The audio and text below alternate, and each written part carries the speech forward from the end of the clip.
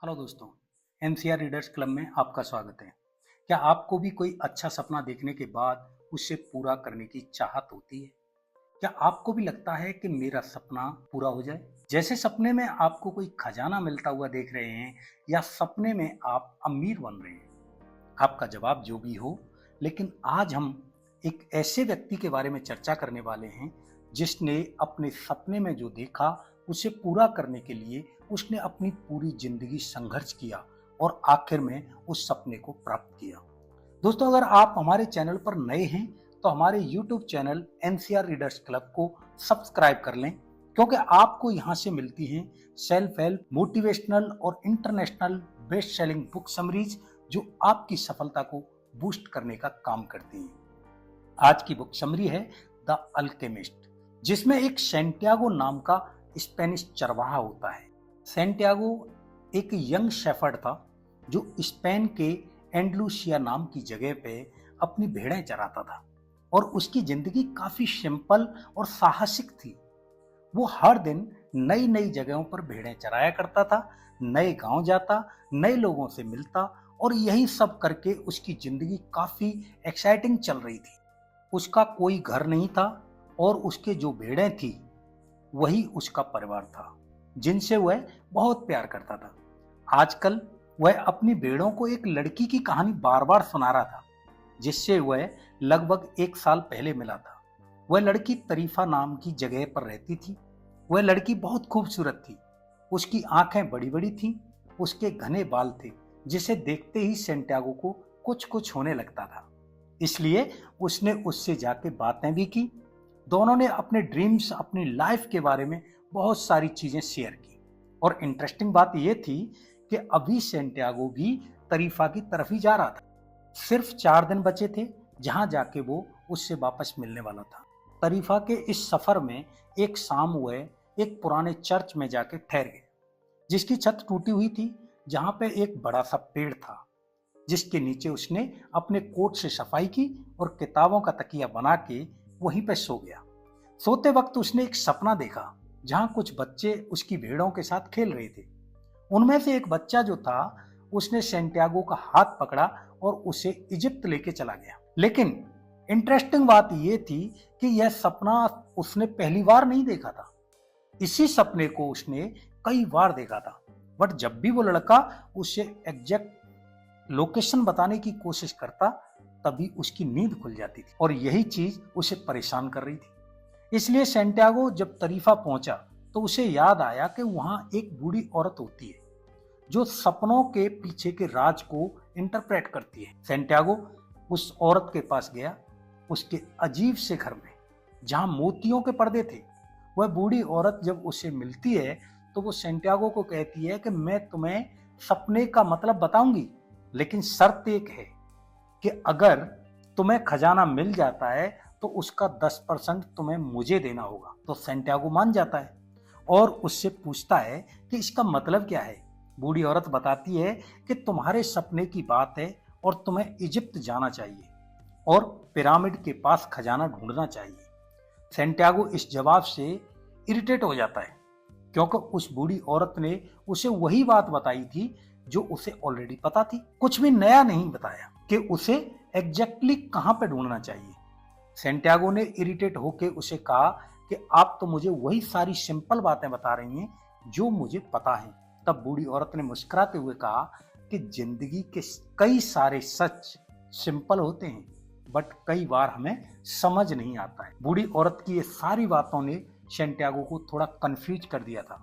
उसे लग रहा था कि यहाँ आकर उसने अपना टाइम वेस्ट कर दिया है, जिसके बाद वह शहर चला गया। थोड़ा इधर उधर घूमने के बाद उसने अपनी एक किताब के बदले दूसरी किताब ले ली और वहां एक प्लाजा था जिसकी बेंच पर जाकर बैठ गया। जब वह अपनी नई किताब पढ़ने की कोशिश कर ही रहा था तभी वहां एक बूढ़ा आदमी उसके पास आया और वह बिना पूछे उसके बाजू में बैठ गया। सैंटियागो का उस आदमी में जरा भी इंटरेस्ट नहीं था। तभी उस बूढ़े आदमी ने सैंटियागो की किताब देखी और कहा, यह किताब थोड़ी अजीब है क्योंकि यह किताब भी वही चीजें सिखाती है जो कई सारी दूसरी किताबें बताती हैं। दुनिया का सबसे बड़ा झूठ। सैंटियागो इस बात से क्यूरियस होकर पूछता है, क्या है दुनिया का सबसे बड़ा झूठ?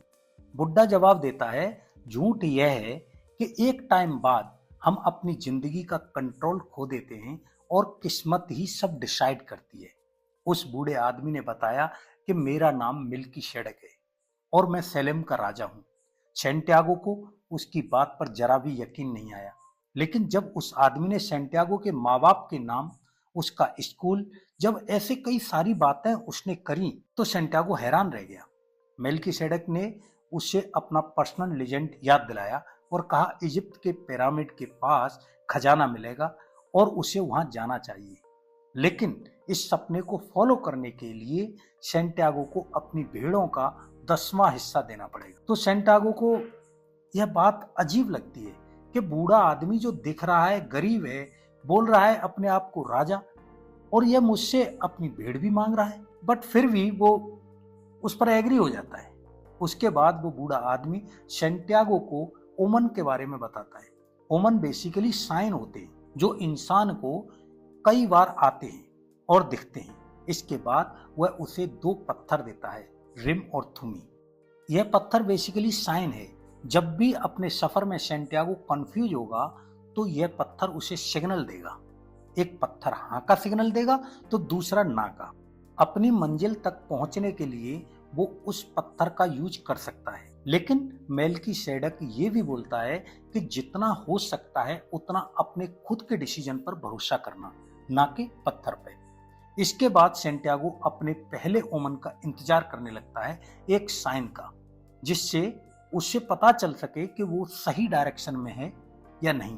तभी अचानक से एक तितली उनके बीच से गुजर के चली जाती है, जिससे सेंटियागो को याद आता है कि उसके दादाजी ने एक बार कहा था कि तितलियां अच्छी निशानी होती हैं, ये ओमन होता है, और सेंटियागो को अपनी जर्नी शुरू करने के लिए मोटिवेट करता है।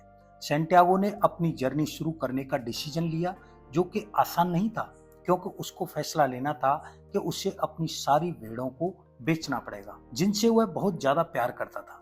बट फिर भी उसने हिम्मत करके 6 भेड़ें उस बूढ़े आदमी को दे दी और बाकी भेड़ों से इजिप्ट की टिकट खरीद ली। अपने सपने को फॉलो करने के लिए इसके बाद सेंटियागो डेंजर सिटी पहुंच जाता है, जहां पहुंच के उसे बहुत अजीब लगता है, क्योंकि यह शहर बहुत अलग था। यहाँ की औरतों का चेहरा ढका हुआ था और आदमी बड़े पाइप से स्मोक करते थे। सभी लोग वहां पे अरबी भाषा में बात करते हैं। लेकिन तभी उसे एक जानी पहचानी सी आवाज आती है।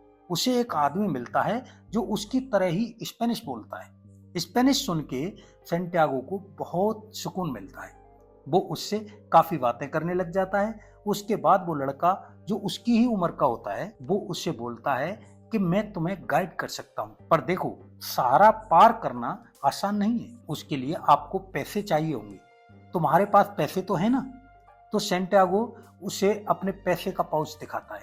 वो बोलता है ठीक है, तो चलो मैं तुम्हारी मदद करता हूँ। इसके बाद वह सेंटियागो को शहर की भीड़ भाड़ जगहों से लेकर जाता है, और जब भीड़ बहुत बढ़ जाती है तो वह सेंटियागो को बोलता है कि अपना पाउच संभाल के रखना, क्योंकि यहाँ भीड़ में चीजें चोरी हो सकती हैं। या तो एक काम करो, इसे मुझे दे दो, मैं संभाल के रखता हूँ। सेंटियागो को यह बात अजीब तो लगती है, बट वो इतना कंफ्यूज होता है कि वो अपना पाउच उसे दे देता है। और फिर कुछ ही टाइम में जब सेंटियागो की नजर एक बहुत ही प्यारी तलवार पर पड़ती है जो उसे बहुत अच्छी लगती है, और वो इसकी कीमत पूछने ही जा रहा होता है, तभी वो रियलाइज करता है कि उसका जो दोस्त था वह गायब हो गया था। उसके सारे पैसे चुरा के सेंटियागो को कुछ समझ नहीं आ रहा था। वह अपने आप को ब्लेम करने लगता है कि उसने बहुत बड़ी गलती कर दी, ये सारी चीजें करके उसे आना ही नहीं चाहिए था। जब सेंटियागो अपना पाउच देखता है तो उसे सिर्फ उसके अंदर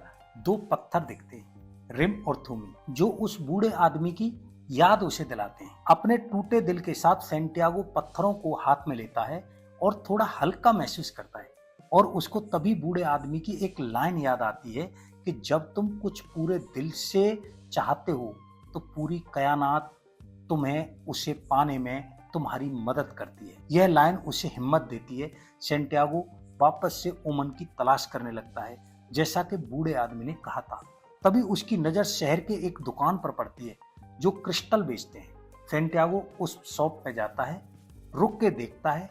वहां शॉप के ओनर से बोलता है कि अगर आप चाहें तो मैं आपके इस क्रिस्टल को साफ कर सकता हूँ। अभी जिस तरह से ये दिख रहे हैं, इन्हें कोई नहीं खरीदेगा क्योंकि क्रिस्टल पर धूल जमी हुई है। मर्चेंट कुछ नहीं बोलता, लेकिन सैंटियागो अपनी जैकेट उतारता है और अपना काम शुरू कर देता है।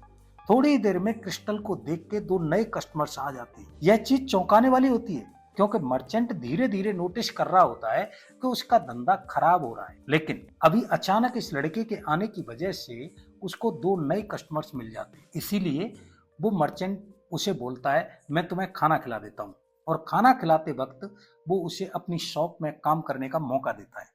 सैंटियागो को यह भी एक अच्छा उमन लगता है, कस्टमर आना और जॉब का मिलना। सैंटियागो बोलता है कि मैं आपके लिए काम तो करूंगा, लेकिन मुझे इजिप्ट पहुंचने के लिए पैसे चाहिए। मर्चेंट हंस के बोलता है कि इजिप्ट पहुंचने के लिए तो तुम्हें 1 साल यहाँ काम करना पड़ेगा, तब जाके शायद पैसे जमा हो पाए।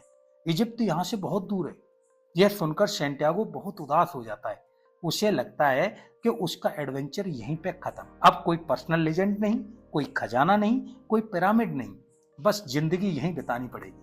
मर्चेंट उसे बोलता है कि तुम फिक्र मत करो, अगर तुम चाहते हो तो मैं तुम्हें तुम्हारे देश जाने के पैसे वापस दे सकता हूँ। इसके बाद सैंटियागो अपने पाउच की तरफ देखता है, पत्थर की तरफ देखता है, बट खुद से ही बोलता है, मैं आपके लिए काम करूंगा, मुझे अपनी भेड़ें वापस खरीदनी है और उसके लिए मुझे पैसे चाहिए। सैंटियागो 1 साल उस क्रिस्टल मर्चेंट के पास काम करता है। उसे पता तो होता है कि ये नौकरी जो वो कर रहा है उससे वो खुशी, सेटिस्फेक्शन नहीं दे रही है। एक दिन सैंटियागो मर्चेंट से बोलता है कि मैं क्रिस्टल के लिए एक डिस्प्ले केस बनाना चाहता हूँ, जिससे हमारी शॉप के बाहर से जो लोग जा रहे होंगे उन्हें अच्छे से क्रिस्टल दिख पाएंगे, जिससे बिक्री बढ़ेगी।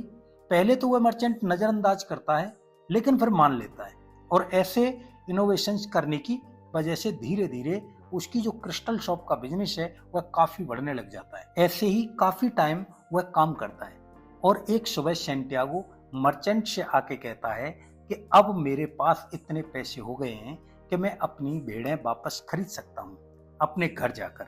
मर्चेंट इसके ऊपर चुप रहता है और फिर बोलता है, मैं तुम पर गर्व महसूस करता हूँ, लेकिन मुझे पता है कि तुम अपनी भेड़ें नहीं खरीदोगे। सैंटियागो बोलता है कि तुम्हें कैसे पता?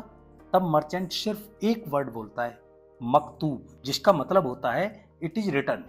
सैंटियागो ने अपने पाउच में से रिम और थूमी को देखा और समझ गया कि पिरामिड की तरफ जाना ही उसका असली मकसद है।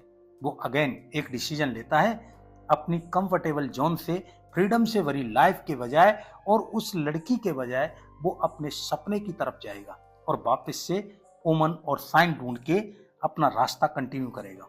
ये डिसीजन लेने के बाद वह सोच ही रहा होता है कि इजिप्ट कैसे जाए। तभी उसे पता चलता है कि जो मर्चेंट क्रिस्टल वाला उसका एक सप्लायर है और उसका माल एक कैरवंस के जरिए डेजर्ट पार करके ट्रांसपोर्ट होने वाला है। तो सैंटियागो कैरावन के साथ ही निकल जाता है। कैरावन में उसकी मुलाकात एक इंग्लिशमैन से होती है, जो सैंटियागो के हाथ में रिम और थूमी को देखकर बोलता है कि यह तो बस सस्ते पत्थर हैं, तुमने इसे इतना संभाल के क्यों रखा है?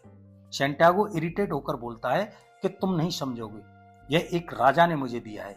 इंग्लिशमैन हंसकर बोलता है, मैं समझता हूँ, मैंने इसके बारे में बाइबल में पढ़ा है। तुम्हें पता है, मैं एक एल्केमिस्ट की तलाश में हूँ जो अल्फ आयुम ओसस में रहता है और मैं उनसे ही मिलने जा रहा हूँ। ये जो सफर होता है वह काफी लंबा होता है। सफर के दौरान उन्हें यह पता लगने लगता है कि रास्ते में बर्बेरिश ट्राइबल वॉर छिड़ी हुई है, जिसकी वजह से उन्हें संभल के चलना होगा। एक रात जब इंग्लिशमैन को नींद नहीं आ रही होती है तो वो सैंटियागो के पास आकर बोलता है, तुम्हारी जो जिंदगी है ना, वो एक बड़े प्रिंसिपल की तरफ जा रही है। सैंटियागो पूछता है, कौन सा प्रिंसिपल? इंग्लिशमैन जवाब देता है, अल्केमी का सबसे बड़ा principle, soul of the world. Santiago बोलता है, वह क्या होता है? इंग्लिशमैन बताता है कि यह एक पॉजिटिव फोर्स है जो हर चीज को जिंदा या बेजान या बेहतर बनाने की कोशिश करता है। सैंटियागो को एक बात इंटरेस्टिंग लगती है बट कंफ्यूजिंग भी, जिसके बाद वह इंग्लिशमैन की किताबें पढ़ने लगता है, जिससे उसे एमरल्ड टैबलेट के बारे में पता चलता है, जो अल्केमी का सबसे इंपॉर्टेंट टेक्स्ट था, और मास्टर वर्क के 2 पार्ट्स, एलिक्सर ऑफ लाइफ जो सब बीमारियों का इलाज करता है, और फिलोसोफर स्टोन जो कि किसी भी मेटल को गोल्ड में बदल सकता है। इनके बारे में उसे पता चलता है और उनकी दोस्ती हो जाती है। एक दिन इंग्लिशमैन सैंटियागो से बोलता है कि तुम अभी सिर्फ अल्कमी के सरफेस को समझ पा रहे हैं। अल्कमी तो इतना पावरफुल है कि इससे तुम मेटल्स को गोल्ड में कन्वर्ट कर सकते हैं और सारा खजाना तुम्हारे हाथ में है। तो सैंटियागो ये सारी बातें सुनकर सोचने लगता है कि ये सारी बातें जैसे सोना और उसके सपनों से कहीं रिलेटेड तो नहीं है। तभी उनको एक खबर आती है कि डेजर्ट में बाढ़ शुरू हो गई है। बट अच्छी बात यह होती है कि वो कैरावन सेफ अल्फेम ओवेसिस तक पहुंच जाता है जहां इंग्लिशमैन को पहुंचना था। सैंटियागो भी यहीं पर रुक जाता है और इंग्लिशमैन के साथ नीचे आ जाता है। और यहाँ पे कुछ इंटरेस्टिंग होता है। सैंटियागो की मुलाकात एक लड़की से होती है। उस लड़की का नाम फातिमा होता है। सैंटियागो उसे देखते ही उसके प्यार में पड़ जाता है। वो उसे इतनी ब्यूटीफुल लगती है। इसके बाद फातिमा बताती है कि जो अल्केमिस्ट की तलाश इंग्लिशमैन कर रहा है उसका उसे पता है। वह डेजर्ट के साउथ में रहता है। जिसके बाद इंग्लिशमैन सैंटियागो के साथ उस अल्केमिस्ट के पास चला जाता है। उस अल्केमिस्ट से मिलने के लिए इंग्लिशमैन बहुत एक्साइटेड होता है। उसे लगता है कि अब उसको उसके सारे प्रश्नों के उत्तर पता चल जाएंगे। उसने इतनी सारी किताबें पढ़ी हैं, इतनी सारी चीजें अल्केमी के बारे में अब सीखी हैं। अब वो सारी चीजों से रिलेटेड डाउट और सारी परेशानियों का आंसर ये अल्केमिस्ट उसे दे देगा। ऐसी एक्साइटमेंट के साथ जब इंग्लिशमैन अल्केमिस्ट से कई सारे प्रश्न करता है तो उसके जवाब में अल्केमिस्ट सिर्फ इतना कहता है, जाकर ट्राई करो। यह सुनने के बाद इंग्लिशमैन डिसअपॉइंट हो जाता है। इतनी सारी चीजें वो सीख के आया होता है जिसके बारे में उसे बातें करनी होती हैं, लेकिन अपनी लाइफ में आगे बढ़ने के लिए उसे सिर्फ मिलती है एक सिंपल सी इंस्ट्रक्शन कि जाके ट्राई करो। लेकिन उसे खुद रियलाइज होता है कि उसने थ्योरी में तो कितनी सारी चीजें सीखी, लेकिन प्रैक्टिकली उसने अपनी जिंदगी में कुछ नहीं किया। और यही उसकी सबसे बड़ी गलती थी जो अल्केमिस्ट उसे समझा रहा होता है। सिर्फ 3 वर्ड बोल के कि जाके ट्राई करो, और फिर वो वही करता है और ट्राई करना स्टार्ट करता है। जिसके बाद वो धीरे धीरे इंग्लिशमैन भी अल्केमिस्ट बनने लग जाता है। उसे रियलाइज होता है कि वह फेलियर के डर से वह ट्राई ही नहीं करता है, जिसकी वजह से वह कभी मास्टर नहीं बन पाया था। इसके बाद एक दिन सैंटियागो कुएं के पास फातिमा का इंतजार कर रहा होता है अपने प्यार का इजहार करने के लिए। तब तक कैरावन अल्फेम में ही था वार के वजह से। तो सैंटियागो सोचता है कि वो आज फातिमा को सब बता देगा, और वो बताता भी है अपने पर्सनल लेजेंड के बारे में, पिरामिड्स के बारे में, हर चीज के बारे में। फातिमा से मिलने के बाद सैंटियागो को the language of the world इस चीज का पहली बार एहसास होता है। लैंग्वेज ऑफ द वर्ल्ड एक ऐसी भाषा होती है जो सबको समझ में आती है बिना शब्दों के।